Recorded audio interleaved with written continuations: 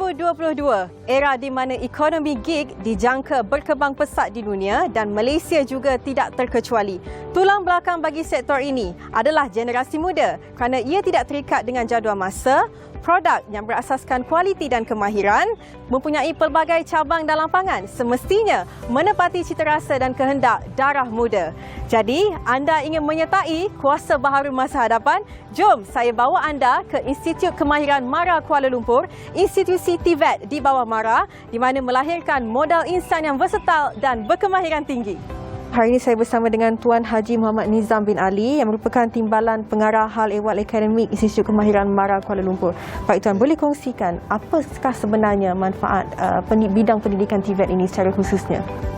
Baik, terima kasih Cik Ain. Majlis Amanah Rakyat ataupun MARA itu sendiri adalah sebuah agensi lah. Sekarang ni duduk di bawah KPLB, Kementerian KPLB, di mana peranan MARA ni adalah secara khusus dia adalah untuk memperkasakanlah Bumi Putera dalam bidang ekonomi. Okay. Jadi salah satu peranan MARA tu tadi adalah kita venture Bumi Putera ni dalam bidang pendidikan.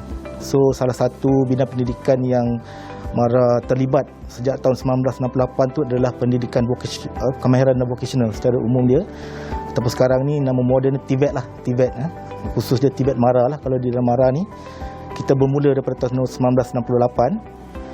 Pada ketika itu negara kita memasuki fasa daripada bidang ekonomi yang berteraskan pertanian kepada perindustrian. Tapi secara umum dia kebanyakan pelajar-pelajar kita dari segi kebolehpasaran dia lah, kita setiap setahun saman tahun mencapai 90 hingga 95% kebolehpasaran. Okey, kebolehpasaran ni bermaksud student-student atau graduan kita mendapat pekerjaan lah, dan juga ada yang menyambung pelajaran, dan juga alhamdulillah ada yang dapat memulakan perniagaan sendiri dalam bidang kemahiran yang telah pelajar-pelajar lalui sepanjang pengajian mereka. Yang terbaru ni kita berjaya alhamdulillah mewujudkan satu program yang pada kami adalah berbeza lah daripada institusi TVET yang ada di Malaysia ni, di mana kita bermula Julai 2021 ni kita mewujudkan satu program Diploma Teknousahawan khusus dalam bidang ekon. Okay.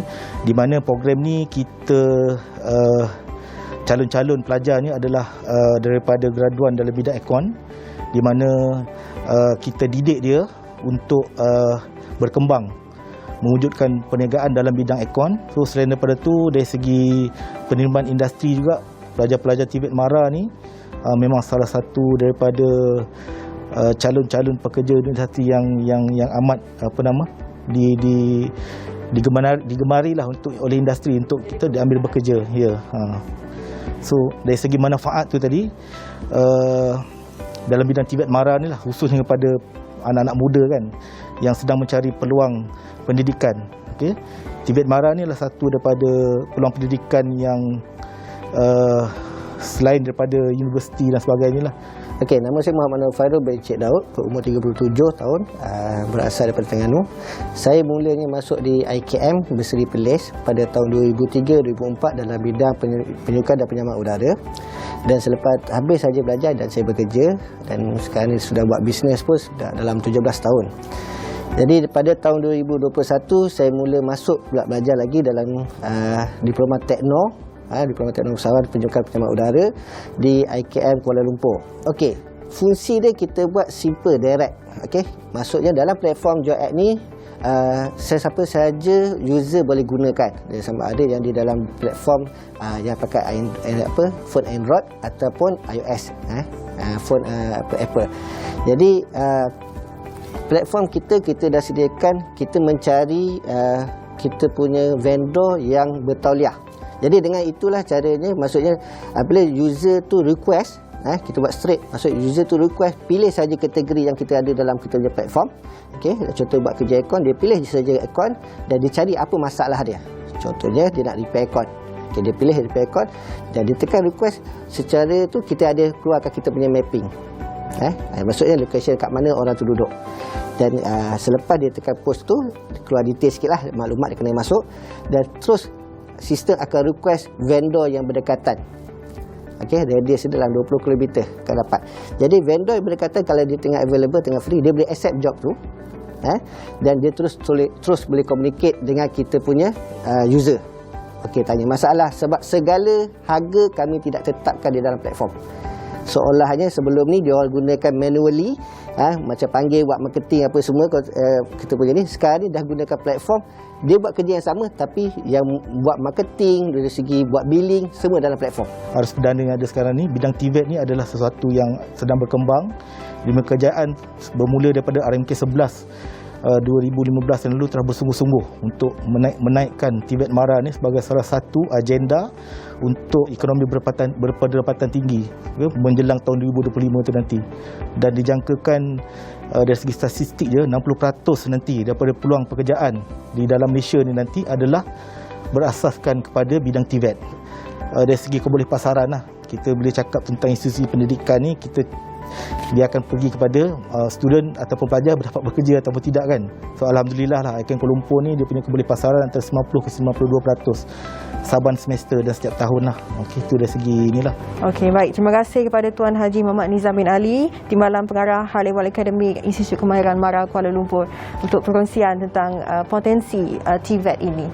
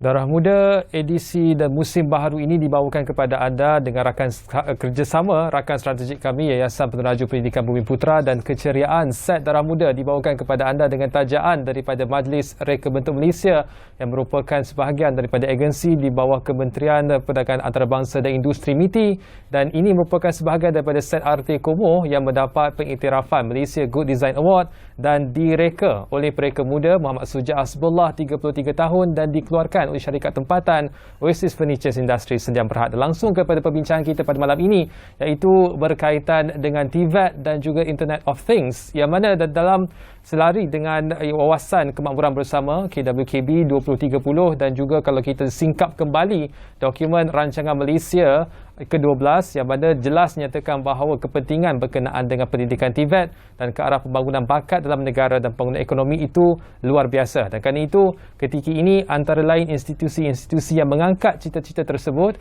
adalah seperti Kolej Kemahiran Tinggi MARA KKTM, MARA Japan Industrial Institute MJII, dan juga Institut Kemahiran MARA IKM, yang mana masing-masing mencatatkan kejayaan kebolehpasaran 90%. Ini angka yang sangat memberangsangkan. Dan lebih menarik lagi apabila ia dikaitkan dengan perkembangan teknologi ketika ini berkaitan dengan Internet of Things. Saya tidak mahu mengupas itu lebih lanjut, tetapi malam ini kita ada 3 objektif, iaitu memperkenalkan kepada anda berkenaan dengan apakah itu tekno-usahawan. Yang keduanya adalah untuk kita menyingkap berkenaan dengan sejauh manakah Internet of Things ini membawa harapan dan juga peluang kepada generasi muda. Dan yang ketiga, untuk kita menyelami kisah peribadi orang yang sudah pun melalui jalan tersebut. Bersama dengan kita di set Darah Muda ketika ini 2 orang tetamu bersedia, iaitu Encik Muhammad Syukran Jamil, Ketua Penyelaras Diploma Tekno-Usahawan Institut Kemahiran MARA IKM Kuala Lumpur, dan Aiman Syahmi Adnan, seusia dengan saya tetapi poketnya lebih tebal, pelajar Diploma Tekno-Usahawan Penyejukan dan Penyaman Udara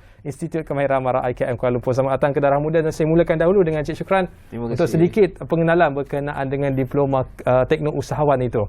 Okey, terima kasih kepada Bernama TV dan juga Irfan atas sikit permulaan lah untuk apa yang kita nak dibincangkan pada hari ini.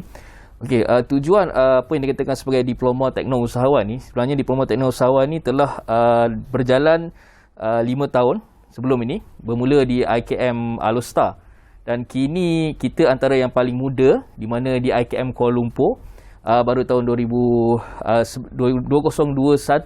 kita telah melancarkan satu program diploma barulah, iaitu Diploma Teknologi Usahawan Penyejuk dan Penyamanan Udara. Sebut sikit tentang program diploma ini. Program ini sangat unik, di mana fokus ni adalah untuk melahirkan seorang teknologi usahawan berbanding program-program yang lain. Program-program yang lain adalah dia menjurus kepada penghasilan tenaga kerja. Tetapi di bawah program Diploma Teknologi Usahawan ini, kita melahirkan seorang teknologi usahawan yang mampu berdaya saing dan yang mampu menggajikan orang lain dan menawarkan peluang-peluang pekerjaan kepada masyarakat. Dan program Diploma Teknologi Usahawan ini lebih dalam konteks yang lebih fleksibel. Di mana fleksibel ni bermaksud pelajar ni boleh memilih modul-modul yang kita senaraikan. Contoh, kita ada 8 modul keusahawanan dan juga 5 modul teknikal. Dia akan memilih modul-modul tersebut berdasarkan keselesaan beliau dan juga masa-masa yang dia free. Kita tahu mereka dah menjalankan perniagaan setahun, 2 tahun ataupun 3 tahun.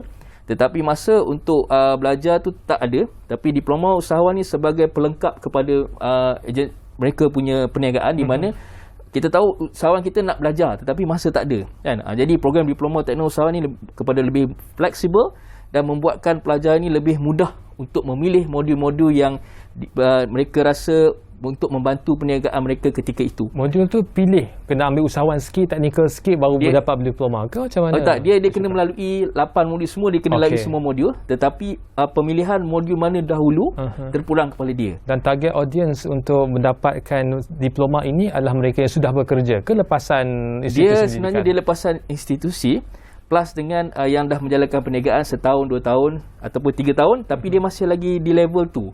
Dia tidak keluar daripada peningkatan. Jadi masuk diploma teknologi usahawan ni untuk melihat struktur ataupun orang panggil readjust balik dia punya syarikat untuk mencapai ataupun moving forward.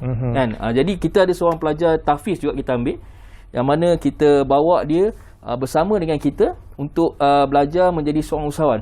Dia adalah antara yang paling muda. Kita ambil cabaran tu dia pada umur 17 tahun. Kan? Kini berjaya menjana pendapatan sebanyak 17,000 ke 18,000 sebulan. Itu antara macam mana kita buat diploma teknologi usahawan ni lah. Tapi teknologi usahawan di AKM Kuala Lumpur ni baru lagi 6 bulan. 6 bulan. So tak ada lagi yang dah graduate. Belum ada lagi. Cuma yang ada kat sini yang sedang melaluinya. Okay. So kita dengarlah cerita orang yang sedang melalui liku-liku perjalanan pembelajaran ni. Aiman, kalau boleh kongsikan. Setakat ini pengalaman 2 tahun mengaji untuk diploma ini. Apa pengalaman yang boleh dikongsikan dengan para penonton? Sepanjang diploma, macam-macam yang kita lalui. So daripada sebelum saya masuk hingga ke saya dah masuk, so ada perbezaan dia lah. Macam sebelum kita masuk, kita still menggunakan orang-orang lama punya style. So kita dengan cara marketing kita yang kurang pada online, kita banyak pada offline, hanya kenalan-kenalan yang kita kenal saja.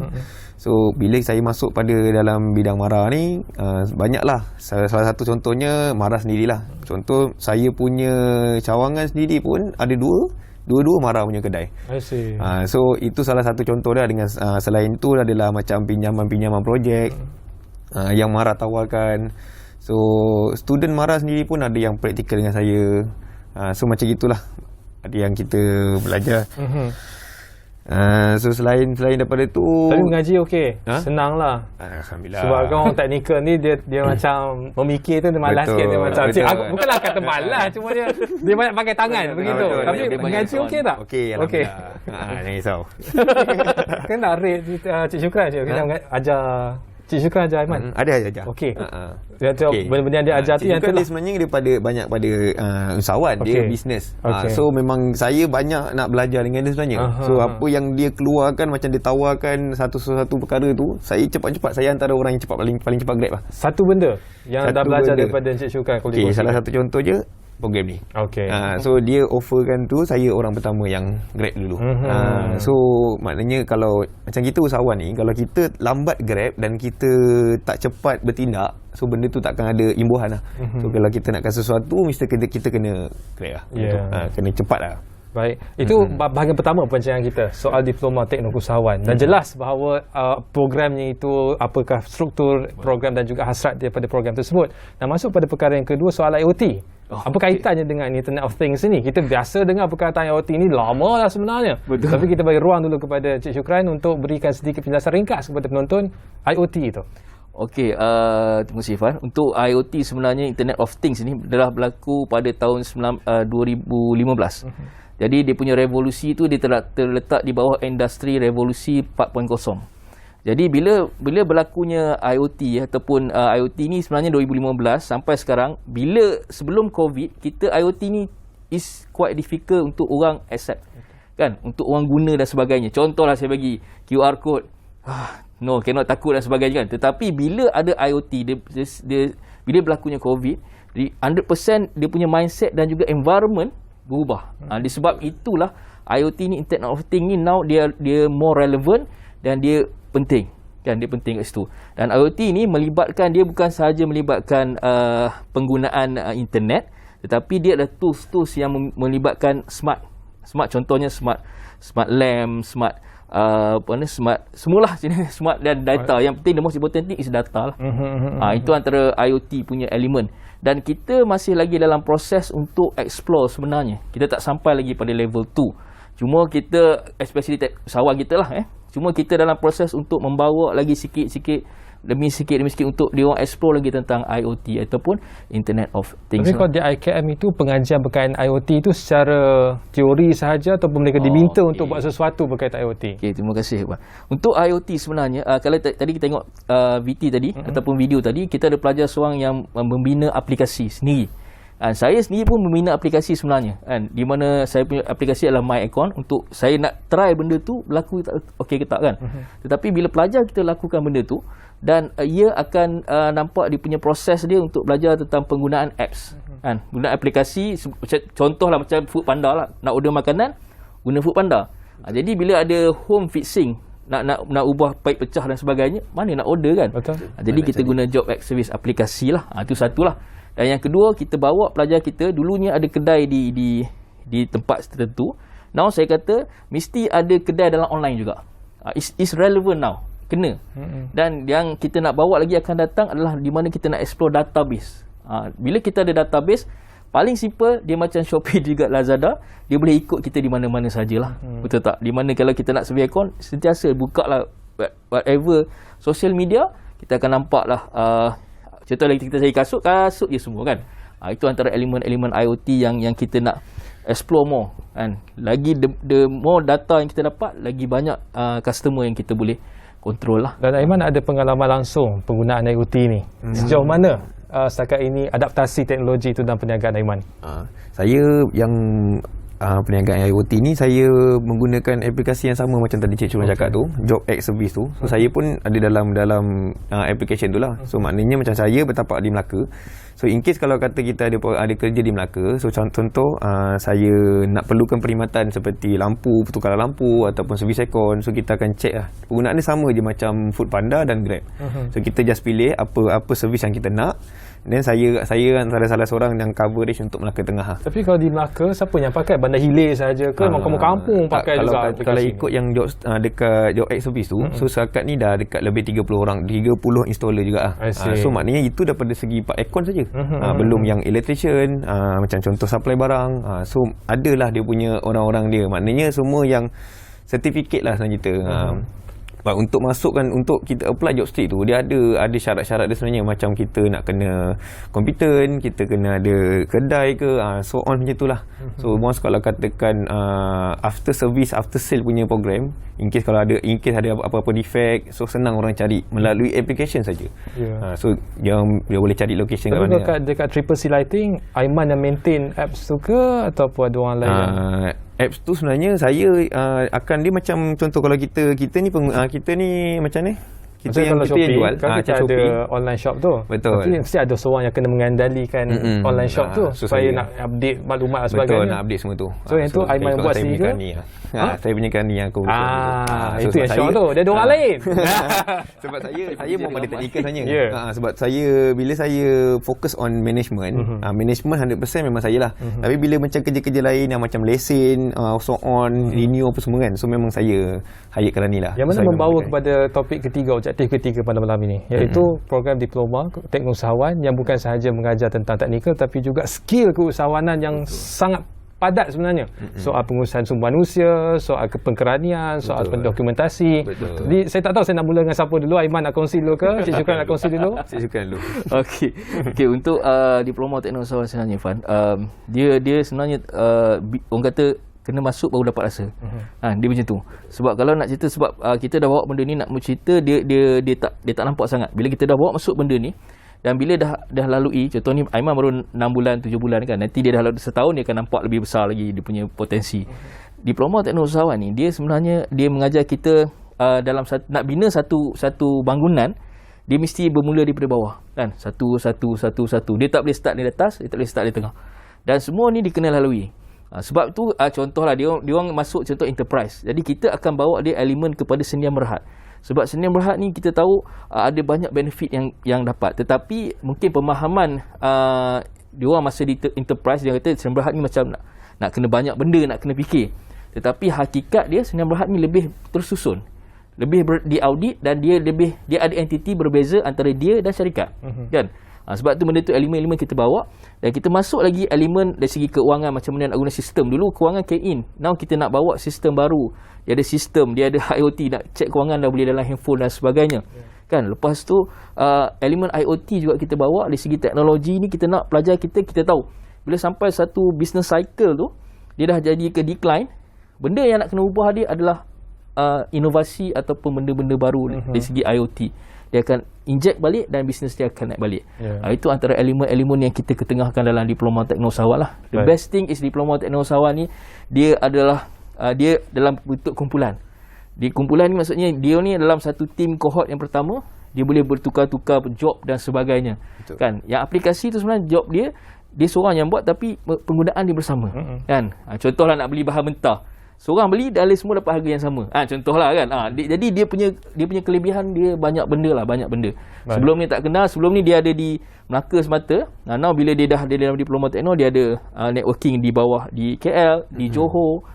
Even though next kita nak lahirkan di Sabah, Sarawak dan sebagainya lah. Itu pengalaman Aiman memimpin 14 kaki tangan di bawah waktu COVID ni. Okey, pengalaman dia kita ambil yang simple lah. Kita ambil waktu kita COVID. So PKP pertama hampir majoriti saya punya pekerja tak boleh bekerja, disebabkan jelah benda ni macam culture shock sebenarnya. Dia benda tu kita tak pernah tahu dan kita tak nampak benda tu.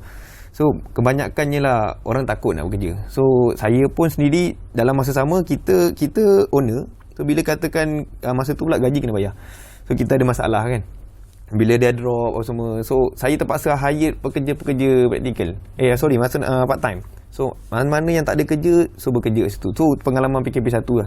Dan seterusnya bila saya punya student, saya punya pekerja sendiri datang buat kerja apa semua, so tak ada masalah.